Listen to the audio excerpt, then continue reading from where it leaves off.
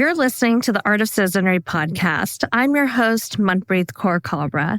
This community-supported show is dedicated to reframing the issues of our time and imagining a more equitable, restorative future. If you find value in these conversations, please subscribe, rate the show 5 stars, and consider supporting at artofcitizenry.com/support.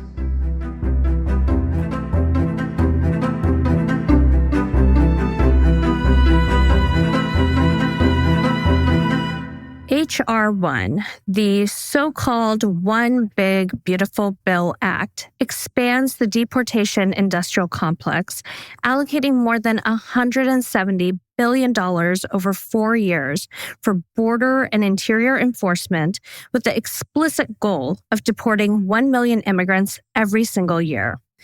To put that into perspective, that's more than the combined yearly budget of every local and state law enforcement agency across the entire country.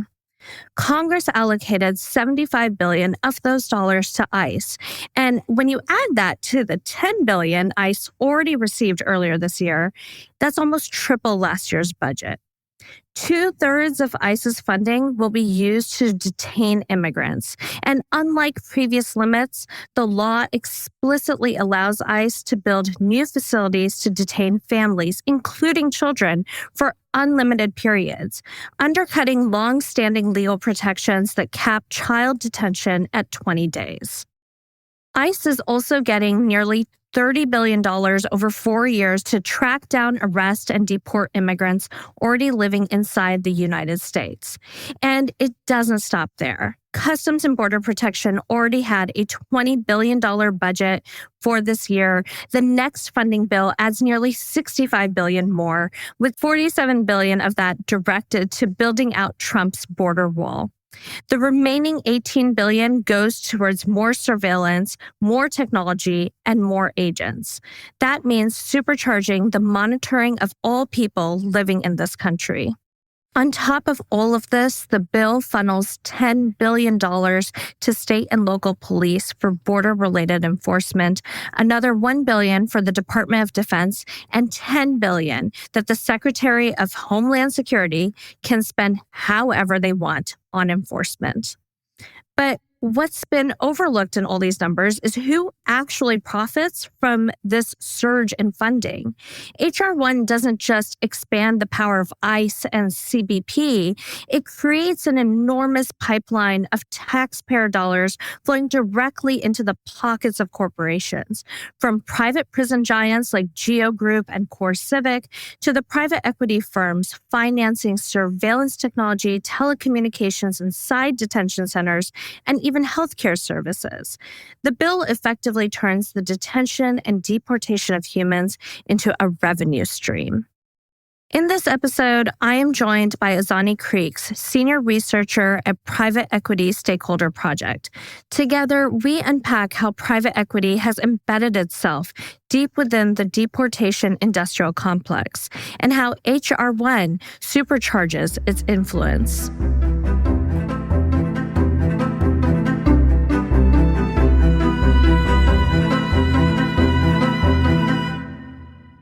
Thank you so much for having me. I'm happy to be here.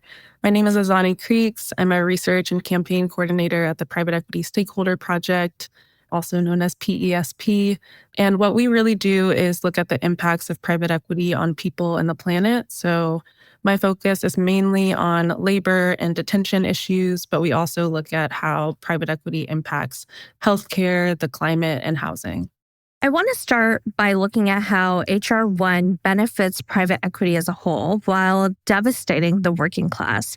PESP wrote a piece on this, but to give our listeners an overview, the bill preserves the controversial Opportunity Zone tax incentive, which risks displacement of low-income communities and slashes Medicaid funding, jeopardizing rural hospitals and essential services.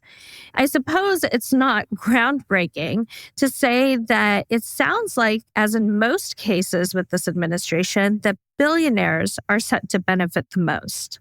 So the Big Beautiful Bill really is an extension of Trump's 2017 Tax Cuts and Jobs Act. The bill really aims to preserve a lot of those tax cuts and extend a lot of them, actually.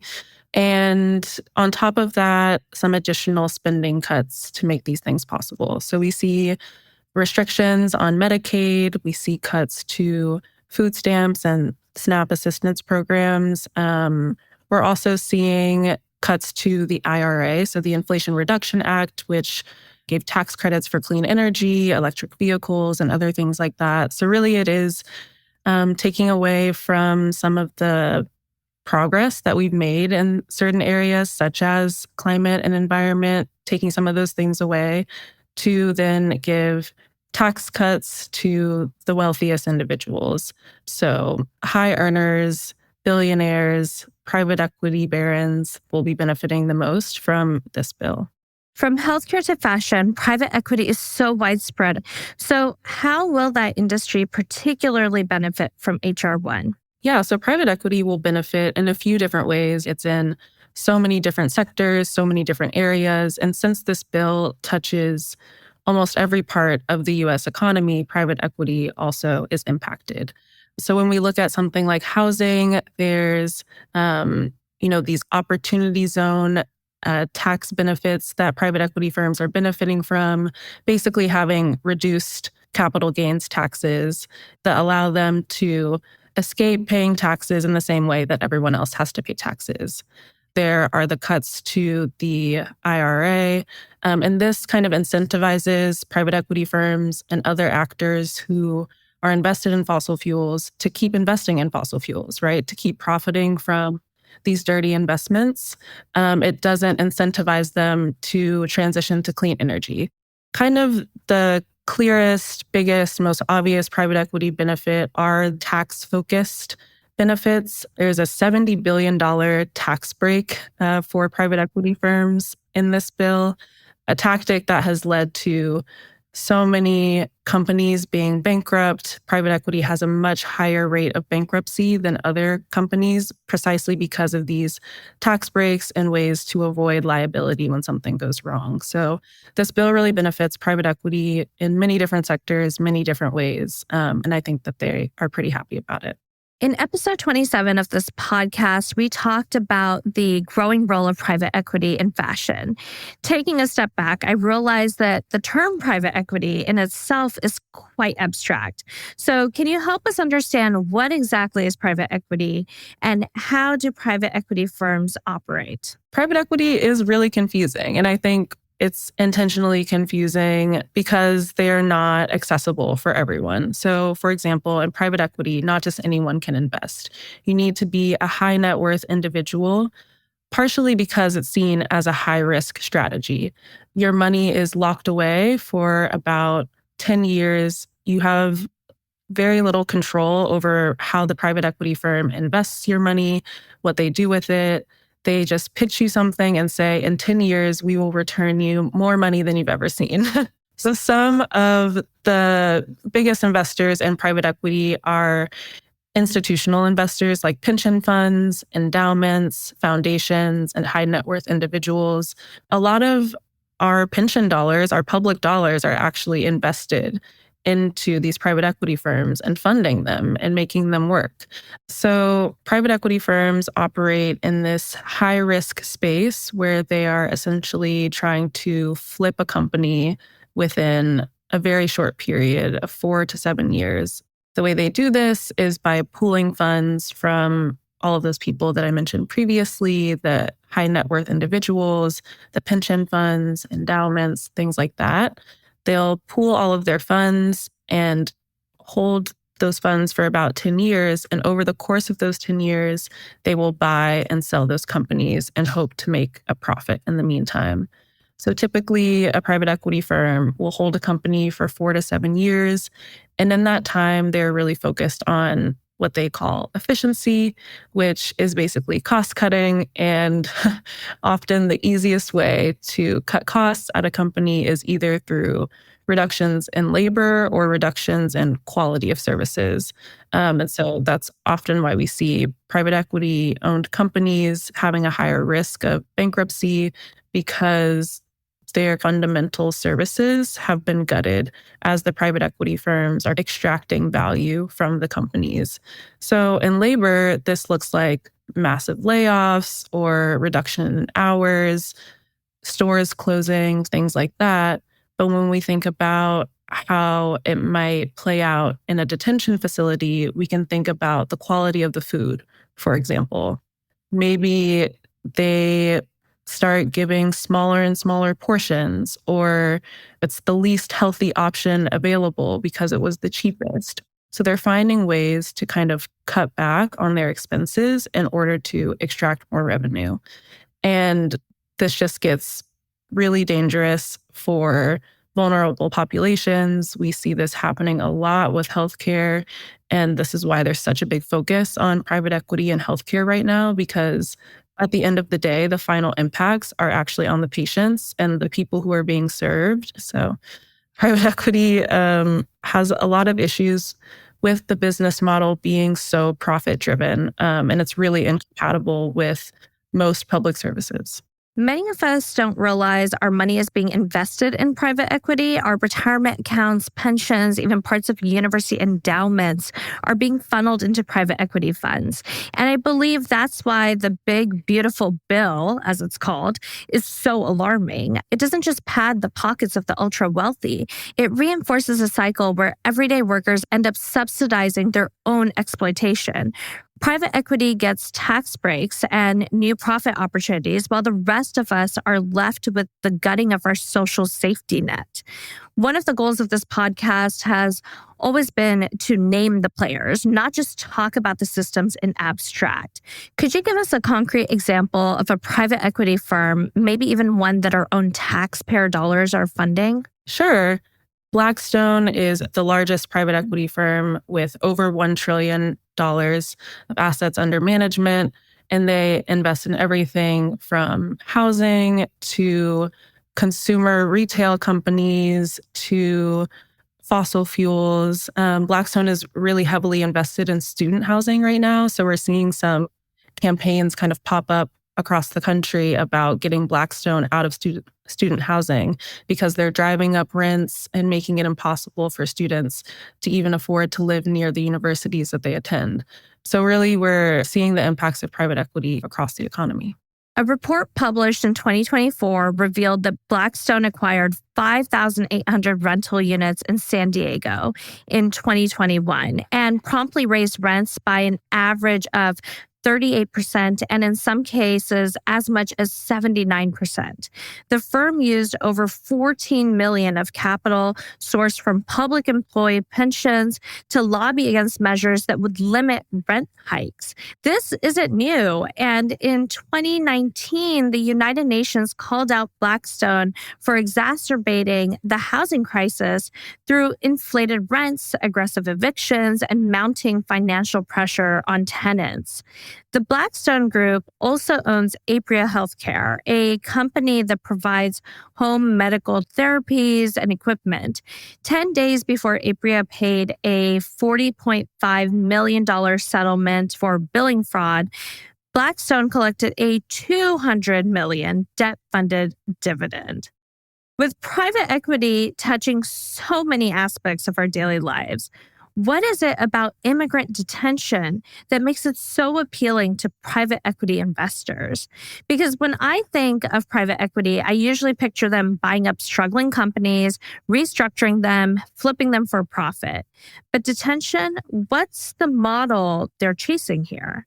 I think that it is because of, one, their ability to dominate the market, as we've seen with telecommunications, healthcare, and food services. Private equity has managed to be like 70% of the or more of the market share. So really, really high market share in those sectors.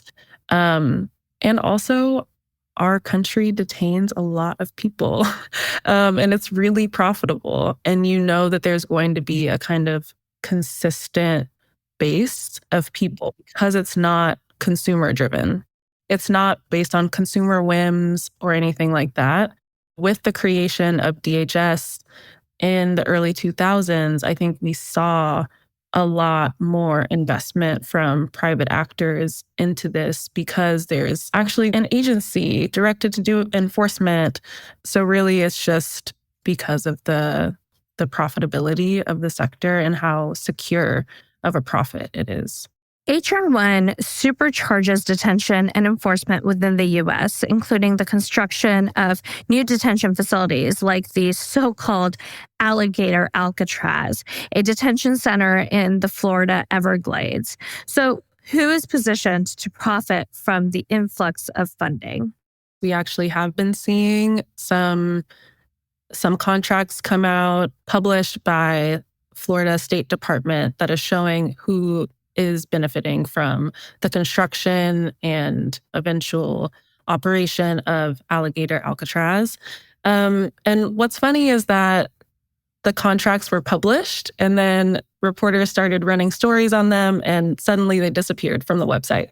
Thankfully, reporters are very smart and downloaded things before they were deleted. But also, I think that speaks to how much states and governments are working with companies to kind of obscure what's happening. There's a lot that we actually just don't know. Like, we don't know about the bidding process for these things, for these contracts. We don't know how these decisions are being made. We don't always know exactly what a company is being contracted to do. Maybe we have kind of a general category, but we don't know exactly what they're doing, how many people are involved, things like that. So there is just a lot of obscurity with even finding out which companies are involved and what exactly they're doing. In terms of the kinds of companies that are getting contracts, almost all of them are privately held. So very few publicly traded companies are getting these contracts. Publicly traded companies, of course, they're not government agencies, but there are more mechanisms to hold them accountable. They have stronger reporting requirements to the SEC and other agencies that would allow us to possibly get a little bit more information. But what we're seeing with these contracts is that they really are going to privately held companies. There are a lot of companies that you can find almost no information on. They may have a website that has a couple of pages, but they might not even post their leadership. So some of the prominent private equity-backed ones that we've seen are companies like GardaWorld, which has a contract to provide staff at Alligator Alcatraz. And GardaWorld is owned by HPS Capital Partners and a couple of other large asset managers. GardaWorld has been in this business of staffing detention centers and prisons for decades at this point. So it's not that all of these companies are suddenly popping up now. A lot of these companies have been operating, especially in the prison space, for a long time and maybe are transitioning into immigrant detention. And GardaWorld in particular has been having issues dating back at least a decade with whistleblowers and other folks highlighting abuses that are happening at facilities where GardaWorld staff operate. GardaWorld is a Canadian Montreal-based security giant. Its Virginia-based U.S. subsidiary, GardaWorld Federal Services, has been cleared to bid up to $138 million on ICE contracts and will be staffing Alligator Alcatraz. GardaWorld was among dozens of companies shortlisted by ICE under an emergency procurement program. GardaWorld also appears to have donated to DeSantis' election campaign, fun fact. So when we talk about the expansion of detention, we're not just talking about policy. We're talking about profit, contracts, and political influence working hand in hand. In Illinois, they contracted with the state to build a migrant shelter that actually never opened, and the state still had to pay over $1 million for this contract because GardaWorld claimed that it did all of this work and that it needed to be paid. And so the state had to negotiate with the company and ended up paying for this shelter that never opened, that never processed anyone, that never held anyone. And the state was still liable for that. So even when we see these contracts and then we see the pushback after and maybe a a facility doesn't open or something like that, these companies are still able to benefit. These companies are still able to profit, even if nothing ever happens. When it comes to detention centers, often the companies making the headlines are CoreCivic and GEO Group. These are publicly traded companies that operate several detention facilities across the country. But what role does private equity play in shaping the broader immigration enforcement economy? Those companies, because they're operating the facility, then often subcontract with other companies to provide services such as healthcare or food or other things like that. So they may not actually be independently, solely operating a facility. And we don't see as much private equity investment in those companies that are directly operating facilities, but we see a lot of investment in staffing and services. We also know that private equity dominates the prison and immigrant detention healthcare spaces. We know that they dominate food services, telecommunications. So we actually see private equity firms investing more in those kind of ongoing services rather than just the construction side or just the operations. So it sounds like the big contracts often land with the two major players, CoreCivic and GEO Group. But once you step inside the facilities, it's a whole network of subcontractors actually providing the services. We're talking about everything from security officers to healthcare, telecommunications, and even the commissary. And most of these services end up being run by private equity backed firms. And it varies facility by facility. Sometimes CoreCivic or GEO Group hold the contract and then subcontract out. Oftentimes, like with Alligator Alcatraz in Florida, the state contracted directly with Greta World. So really the structure of who's responsible can look very different depending on the site. And that complexity in contracting is intentional. For example, say there's an issue with food safety, facility sanitation, access to healthcare, or even with basic medical supplies. When you try to trace responsibility, it's not clear where the buck stops. These layered contracts can obscure accountability and make oversight harder by design. So, how do private equity firms influence the bidding process, the design of facilities, and even the oversight or lack thereof of detention centers? Something that is particularly troubling to me about how a lot of these contracts are coming about is through emergency orders. And so, under an emergency order, there doesn't need to be a bidding process. And so, we saw that when COVID-19 hit in 2020, we saw that in the migrant crisis of 2022, when there were all these political stunts of Republican leaders sending buses full of migrants to sanctuary cities and, leadership in these sanctuary cities suddenly needing a place to house migrants. And also is the case with Alligator Alcatraz. All of these contracts happened under an emergency executive order. So I actually don't know if there was any bidding on any of these contracts. Hopefully there was some, but there's no guarantee.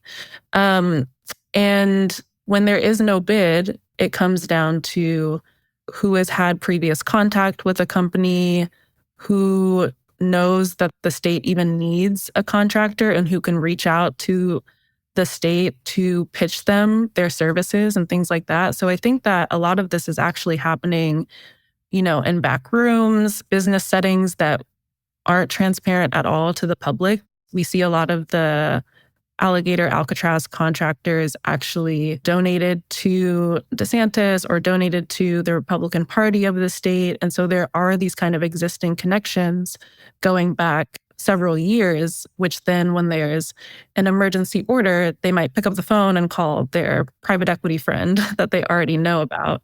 So that's very troubling to me in terms of the bidding process and the kind of advantages that private equity might have just because of who they're brushing shoulders with and the fact that they could afford to donate to a PAC, 3 years ago makes them more prominent in a politician's mind when they're thinking about who to contract with for these services.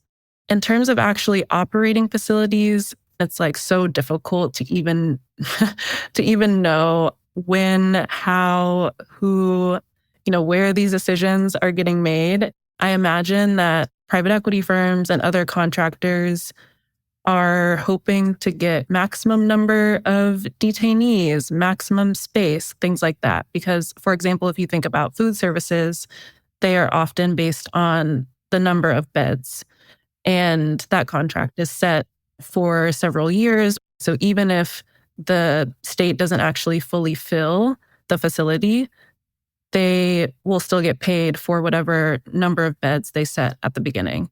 Absolutely. There's also already overwhelming evidence that privately run detention centers operate with shockingly low transparency and almost no real oversight. So, from your perspective, with the passage of this bill, what kinds of systemic accountability failures are we going to see worsen? Yeah. Private equity is definitely notorious for its lack of transparency, for obscuring things, not only from the public, but from government agencies. There was recently a complaint submitted to the US Department of Health and Human Services about this company called Favorite Healthcare Staffing. And they staffed a migrant shelter in Chicago, and there was a complaint filed about the way that Favorite Healthcare staff violated health information policy laws by allowing shelter staff to download very sensitive information directly onto their own personal devices. The data was not encrypted. And what really needs to be emphasized is that these companies are operating in facilities that are detaining a very vulnerable population. They have a captive audience, essentially. And so they're able to kind of do whatever. And the people there are not really able to fight back because of the fact that they are relying on making it through this process in order to get asylum or in order to be reunited with their families. So they're not necessarily trying to, fight back against the companies that are running these facilities. And so baseline, there needs to be an increase in oversight. And I think the layers of distance that private equity firms are able to put between themselves and the company and what's happening in the facility really allows them to escape accountability, even when there is some kind of complaint like this that's levied. So, Favorite Healthcare is backed by private equity firms, but they are not named in this complaint, right? It's just the company itself. And the company itself will be liable, and the private equity firm will be able to wash their hands of it. Yeah, so I think about my own experience documenting and reporting on human rights abuses at Northwest Detention Center in Tacoma, where we saw cases of death by suicide, prolonged detention, overuse of solitary confinement, abuse, denial of proper medical care. The list goes on. And when we begin to document and report on what is happening, accountability just vanishes into a maze of finger pointing or hiding behind what is referred to as ICE's performance-based national detention standards, which are basically a set of internal guidelines that ICE expects contractors to follow, but they aren't legally binding.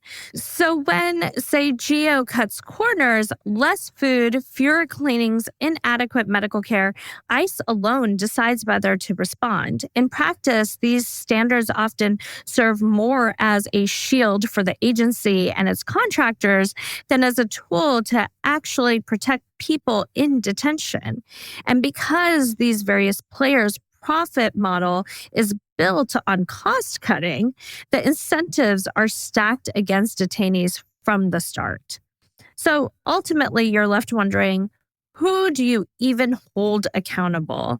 And that, I think, gets to the heart of the problem. These facilities run in a web of overlapping players where responsibility is diffused by design. There's no clear line of accountability. So, who are the actual players we should be watching for here? When you're thinking about the facility itself, in terms of staffing, Garda World and Allied Universal are two large private equity backed security guard, detention officer companies that often staff these facilities. And then when you're thinking about things like services for healthcare, there's WellPath.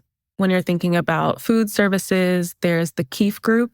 They also run commissary services in prisons and detention facilities. And then when you're thinking about telecommunications, there's ViaPath, which was formerly known as Global Tellink, and also Securus.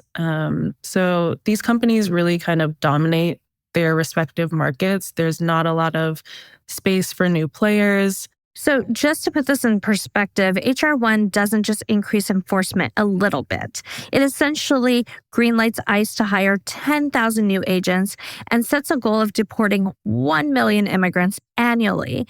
That is an enormous expansion of scale and infrastructure. And here's where I want to dig deeper. How do private equity investments play into that growth? Because when you think about detention centers, transportation, surveillance technology, those are exactly the kind of areas private equity tends to swoop in.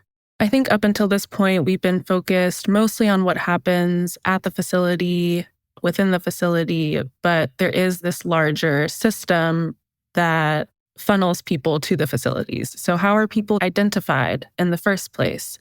How are they then transported to and from the facility, to and from their hearings? Who's servicing the deportation flights? So private equity firms are also embedded in all of these other ways within the system, which is where increasing the number of agents to actually do the detaining and increasing the tools and biometrics and all of these other things, private equity firms can also get into it that way. So Allied Universal does a lot of transportation of people who are detained. I'm sure that you know about the campaign against Signature Aviation, which is a company, a fixed base operator that services deportation flights. So we're also starting to look at some of these other smaller firms that are a bit further removed from the facility themselves, but still play a major role in detaining and eventually deporting people. So where do we go from here? So now that the bill has been passed and so many more billions have been directed to immigration enforcement, we're just hoping to follow where that money actually ends up. As I said, it's kind of hard to know ahead of time, to know who's bidding on what. Oftentimes we find out when a reporter finds out or by, ourselves combing through contracts and things like that. So often we know a bit too late in terms of trying to interfere with the contract. But we have created a tracker that tries to identify all of the private equity players who are benefiting from detaining people. So we're really trying to keep that updated. But we also will be checking to see which states and localities are actually complying and cooperating with these expansions and what their potential power is to stop it. So, for example, here in New York City, where I'm based, there was a local law that passed in 2014 that actually prevented ICE from using space at the jail on Rikers Island, which is notoriously dangerous for the people detained there. And earlier this year, in the midst of all of his corruption scandals, Mayor Eric Adams tried to issue an executive order to override this law, after meeting with the border czar, Tom Homan, and, after his case was dismissed by the Trump administration. We see this kind of quid pro quo of him saying, okay, we'll comply with ICE, we'll let them, onto Rikers and all of these other things. A little bit suspicious. And thankfully, the New York State Supreme Court issued an injunction to stop ICE from opening their office on Rikers. But we would kind of assume that this is what would happen in Florida. But we also want to be paying attention to all of the places where you might not assume that something like this would happen. In New York City, in Chicago, in sanctuary cities, right? And we're also trying to see who's going to actually stand up and say, oh, we're not going to do this. No, we're not going to award these contracts. Yeah, I think you raise a really important point because even in so-called sanctuary cities, we risk living in a disillusioned bubble. I'm in Seattle and we're officially a sanctuary city, but what most people walking around here don't realize is just 45 minutes away in Tacoma, there's a massive immigration detention center. In a previous episode, I spoke with Anthony Enriquez from RFK Human Rights, and he said something that feels especially relevant here. These facilities are deliberately placed out of sight and out of mind. They're tucked away in locations where the public rarely goes, so even people who live nearby may not know they exist. And that's what I think is so important to underscore, because even in states where we think of ourselves as progressive, or states that we think are progressive, these large detention centers are still very much part of the landscape. They don't disappear just because we don't see them. So all this to say, our conversation really solidifies the notion that detention in this country is essentially a business model. With this new legislation, how does it deepen that dynamic? And looking over time, what patterns stand out to you in the way profit has shaped both detention and deportation policy?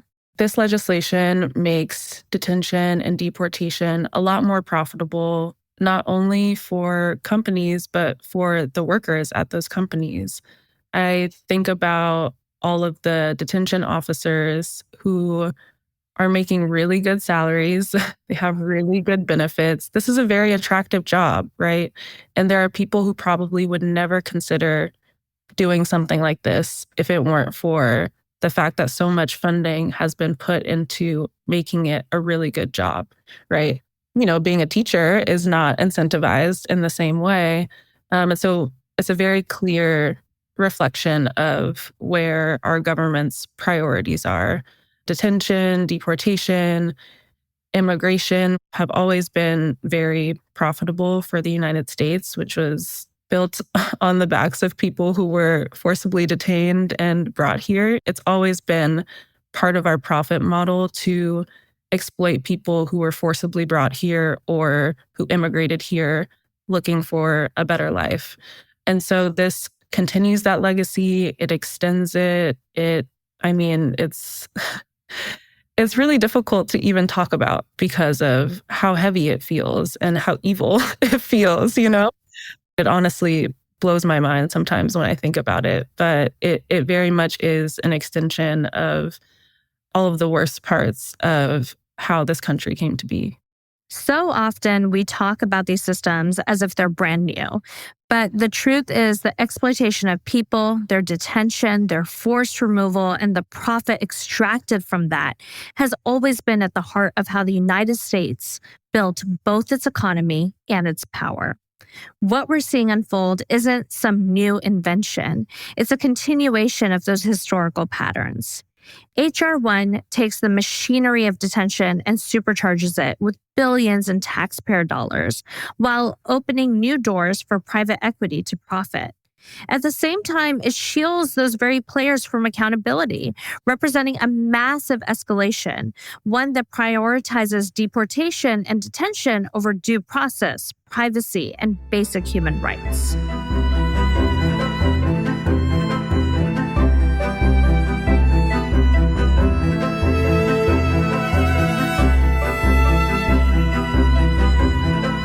Thank you to Azani Creeks from Private Equity Stakeholder Project for joining me in conversation and helping us unpack H.R. 1 and the role of private equity in immigrant detention. Art of Citizenry is entirely listener-supported. I truly hope you consider contributing to it by visiting artofcitizenry.com/support. Please remember to subscribe wherever you listen to this podcast and give it 5 stars.